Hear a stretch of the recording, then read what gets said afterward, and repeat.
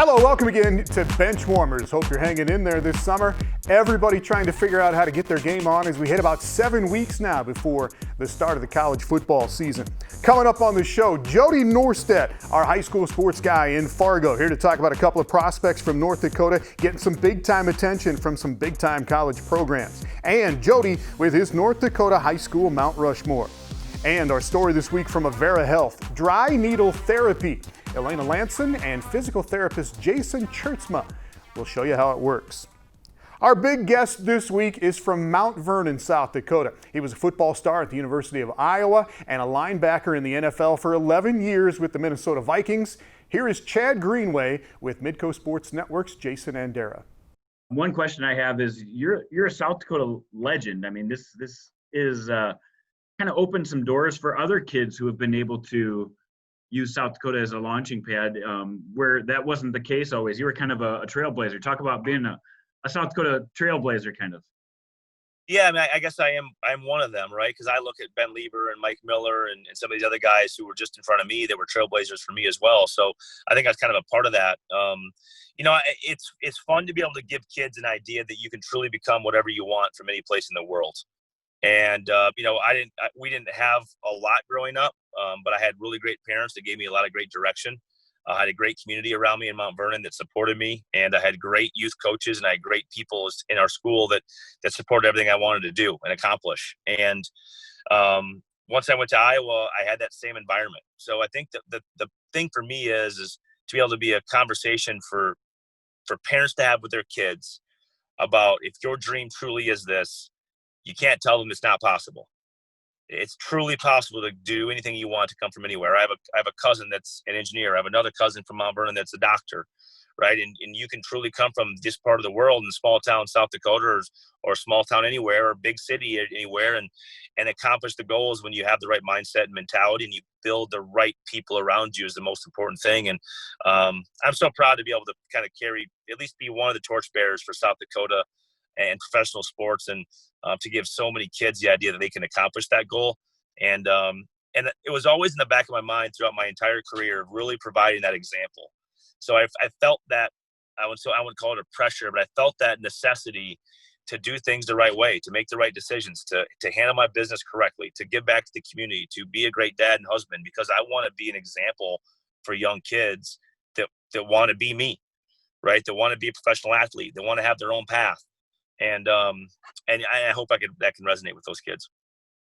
You talk a lot about youth sports. How's youth sports changed the most in your eyes? Not only, from the time that you were a kid, but even maybe before that, to seeing your kids play youth sports now. Yeah, it's an unfair example coming from Mount Vernon. There was just really no club sports in general, right? We didn't. My kids played club soccer. Well, the problem with club sports is you start to push away from how important high school is. And you start to see that, I'm sure now in Sioux Falls, I have a nephew that plays for South Dakota Attack and basketball club, and they're out doing their thing right now in the summer, and seeing what those opportunities can provide. Kids like Reed, that's coming from Mount Vernon, right, and provide those opportunities in basketball. It's great, but at the same time, in some ways, it takes away from the high school aspect of it, and that's what I don't like about it. Most people, I'm going to say 80-90% of people, parents, coaches, really want to do things the right way. But there's that 10, 15, 20% that are out there just doing it for the financial gain of kids and families. And that's the part you don't like. If you can truly use sport as a way to bring in character, bring in work ethic, bring in teamwork, knowing that those kids most likely are going to end their careers in their senior year of high school, or if not before, and then the next percentage is going to probably end after college, and then a very, very, very, very small percentage is going to play professionally somewhere. Knowing that, our true gift is to give them lessons that they can take into life, into a job, into their marriage, into their family, and impact that. That's how we can use youth sports to truly impact. Now, as a parent, of course, I'm competitive. I want my kids to be good. If they want it, I want them to get the best. And that's part of that. But you're missing an opportunity if you're not teaching the lessons that they're really going to use when they become adults. You talked a little bit about, building character as a coach. You've had a lot of different coaches. What have you been able to take? Is there a certain coach that's impacted you in a way that said, I want to be like that guy? So many. Eric Denning, my high school basketball coach and baseball coach growing up. I mean, level of accountability. I love coaches that hold people accountable. And I don't care if you're 7 or if you're 27, because everybody has a level of accountability. If I'm a coach, that I know that Tommy can accomplish this goal.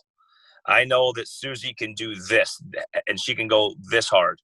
Well, if I'm coaching 6th graders, right, I'm going to make sure that Susie is going to go that hard, because that's how you get better in life, not just in sports. So that's the part that is really impactful from Eric Denning. Then I go into college, and I have so many great college coaches. And I'd be remiss if I didn't talk about Myron Steffen, my high school football coach, because, I mean, he was my track coach, high school football coach, and he impacted my life in a tremendous way. And he just talked about mental toughness. He was a tough guy. He didn't make things easy. And you couldn't take the easy way out around him. And I learned a lot about just sport and doing things the hard way, but the right way from him. In college, I had so many great examples. And I think every great example of a coach I have is a coach that would never let me out of something easy. I want to be held accountable because I want what's best. And knowing that, and maybe that's just where I come from and what makes me up, but I just want to be pushed. And if somebody's not going to be willing to do that, then they don't have my best interest in mind. So, last question, just because I don't know this. Were you a Vikings fan growing up?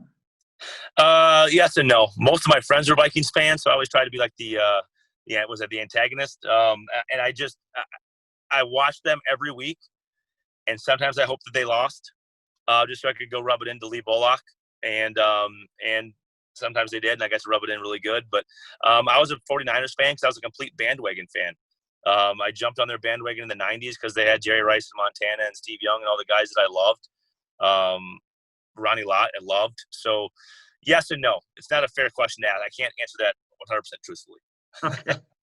That's all I got for you. Thanks, Chad. You bet. Thank you. All right, thanks, guys. Stick around, because up next we dig into dry needle therapy at Avera Health. Benchwarmers on Midco Sports Network is presented by Avera Orthopedics.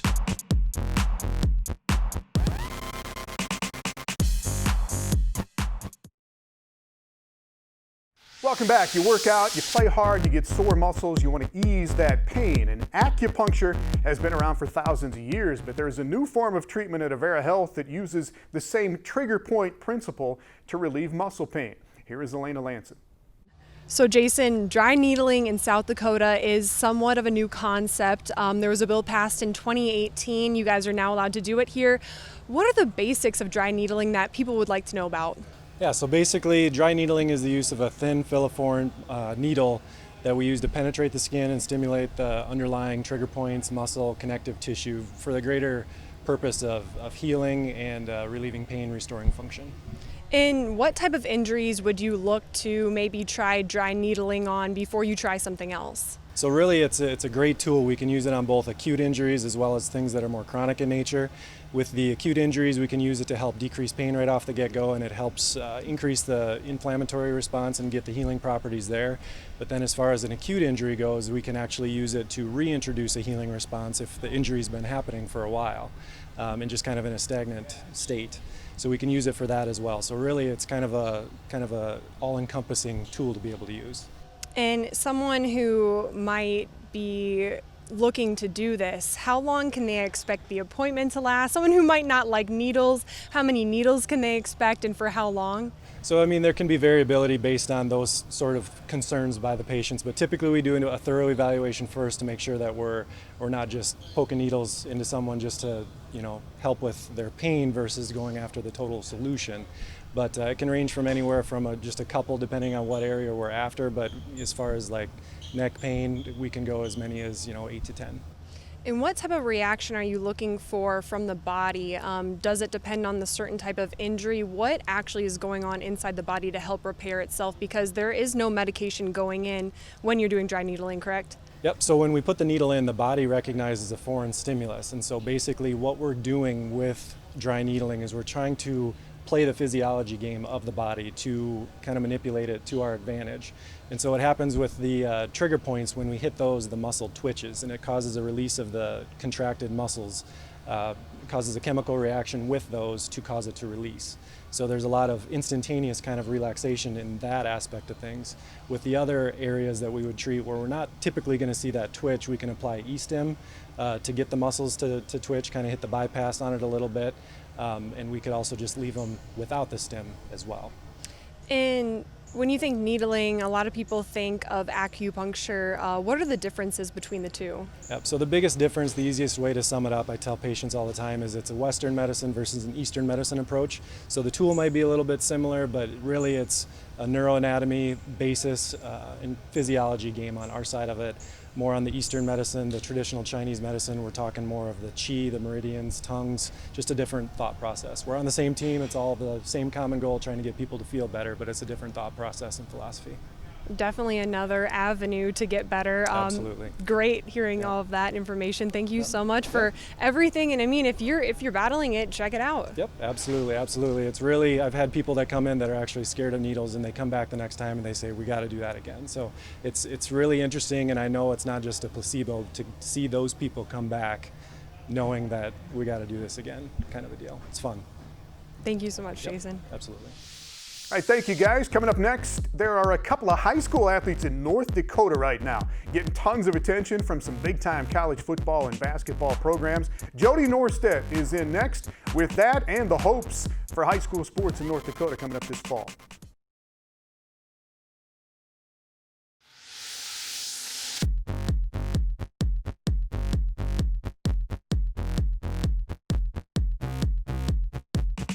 Welcome back to Benchwarmers. What is going on in North Dakota high school sports right now, you ask yourself? Jody Nortsedt has the answers from our studio in West Fargo. Jody, how you doing? I am doing very well, Tom. How are you? Fabulous. Thank Good. you. There is some American Association baseball going on in Fargo. Did you and your family get out to a Red Hawks game the other night? Yeah, we checked out the Red Hawks game. They were playing the Chicago Dogs, and of course, rain pushed it back, I think, about 25 minutes, and we had brought our toddler thinking, okay, it's a 6 o'clock start.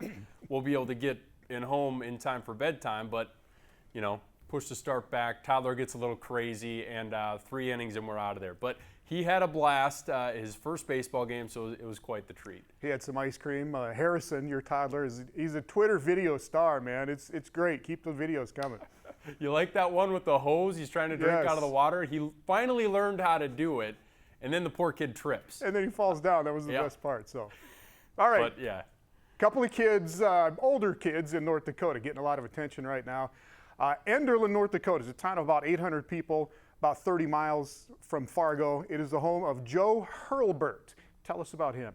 Joe is 6'10". He just wrapped up his sophomore season, so he's going to be just a junior this year, but now recruiting starts to really hit full force. He had an offer from UND after his freshman season along with his twin brother Gus, but now recruiting has really picked up for Joe. He's gotten offers from Minnesota, Wisconsin, Iowa, Colorado, NDSU, and of course that offer from UND. Tom, the best way to explain him, he's a 6'10", standout like forward center, but he has handles like he's a guard. That's what makes him such an intriguing big, especially on the AAU circuit. He's playing with D1 Minnesota down in the Twin Cities with a lot of really top prospects, and he's holding his own and then some. So he's getting a lot of eyeballs, a lot of attention on him, and why not? When you're 6'10" and you have handles and an outside shot like he does, that's pretty scary. Nice. And he'll just be a junior coming up this Yeah, year. he'll right? just be a junior in that small town of Enderlin, but he's blowing up recruiting-wise. All right, let's talk about a football player, another big guy at Bismarck Century, an offensive lineman who's blowing up as well, who is Andrew Linegang. Yeah, 6'5", 270, an offensive lineman that, and he plays defensive line too, but he's going to be an offensive lineman in college. But Coach Wingenbach said, boy, he has the opportunity to add 20 to 30 pounds onto that frame, so he could easily be up to 300 freshman, sophomore year at college. But this is a guy that over the weekend picked up an offer from Stanford. He already holds offers from Minnesota, Kansas State, of course, the Chris Klieman connection there, Arizona State, Colorado State, Wyoming, and Craig Bowl. NDSU has offered him, UND. I mean, the list goes on and on. I think 14 offers in all. Linegang is one of those multi-sport athletes, though. Basketball, he's pretty good on the basketball court, shot put and discus. So the footwork is there, and that's an important piece to being an offensive lineman. He can get out and pull. He's an impressive offensive lineman to watch, help them to an undefeated season last year in a state championship. And NDSU is always hanging in there in these recruiting battles with the bigger schools. Is there any indication from Andrew what he's thinking right now?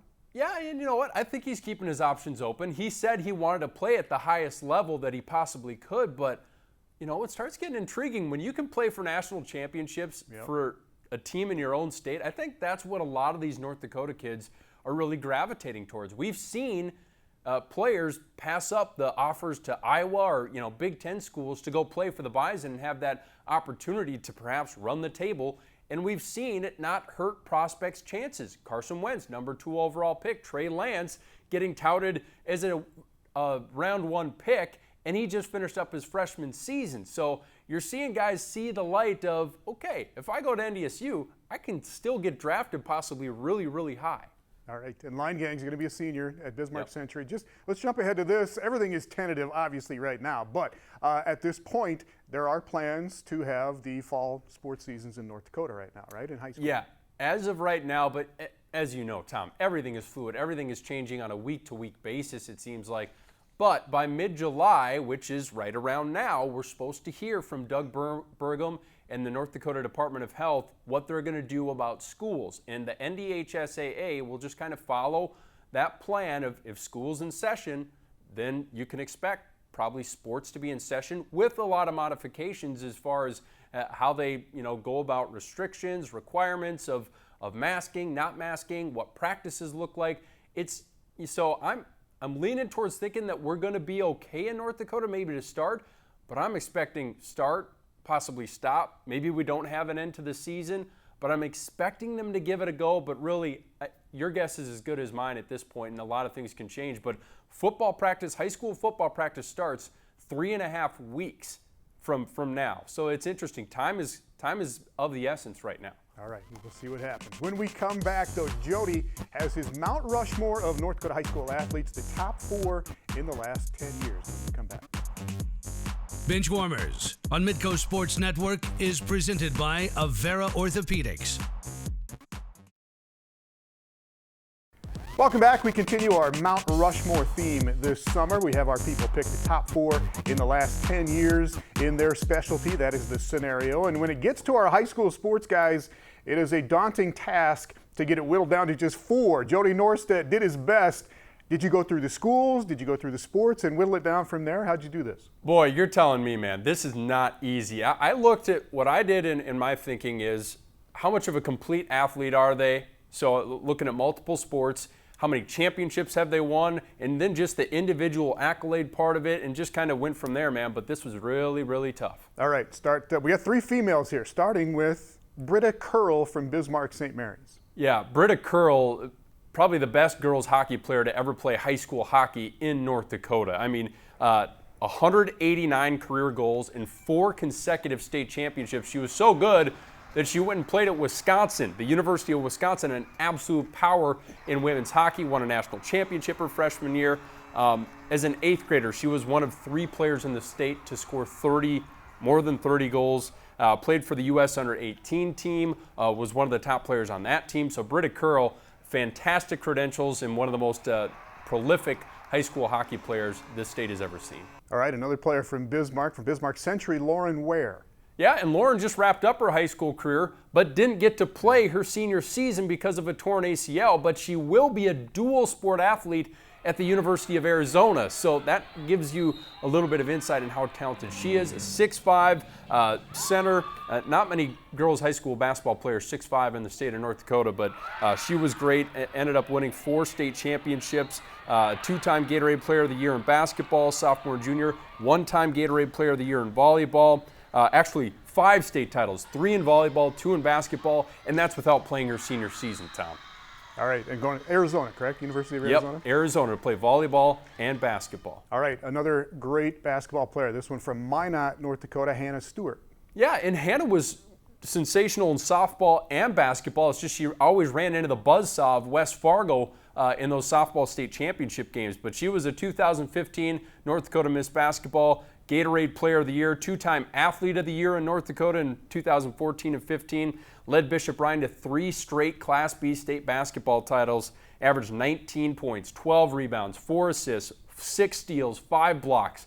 She could do it all and went on to have a good career with the Iowa Hawkeyes. All right, and finally, an all-around athlete from Thompson High School. Yeah, I went with Caden Schwabe, and this is maybe an under the radar. It's not like he was this world-class athlete, but this guy was a winner. State titles in football, basketball, and baseball. He ended up 81-8 overall in his baseball career. And this is a kid that won one state championship in high school baseball, was a Class B runner-up 3 times, won 3 Legion baseball state titles.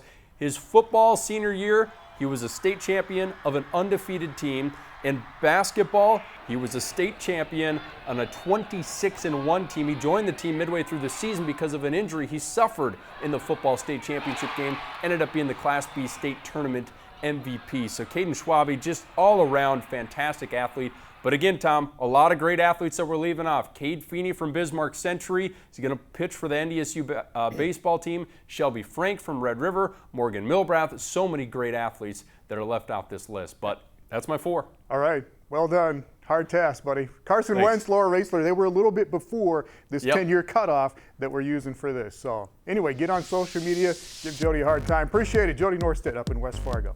You bet. All right, right back to take a look at next week on Benchwarmers. Our thanks this week to Chad Greenway and to Jody Nortsedt. Please jump on social media and jump on Jody for his selections on his North Dakota Mount Rushmore, the top 4 athletes in the last 10 years. Coming up next week, Minnesota Twins broadcaster Dick Bramer will join us as Major League Baseball looks to get its shortened season started late in July. And Jason Andera next week will join us to talk high school sports and show us his top 4 in the last 10 years in South Dakota. See you next week on Benchwarmers.